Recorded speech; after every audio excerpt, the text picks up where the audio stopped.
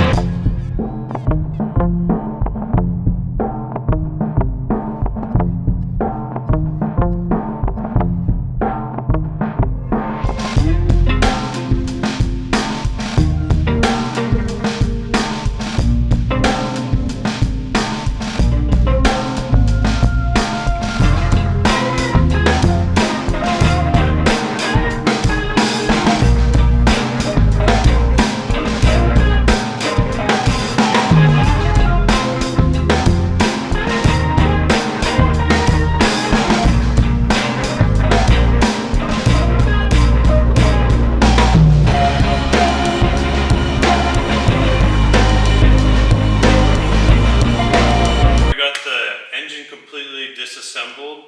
In the next video, I will remove the old bearings out of the cases, and then we'll reassemble the engine, and then I'll probably do one more video of putting it back into the bike, starting it up, testing it.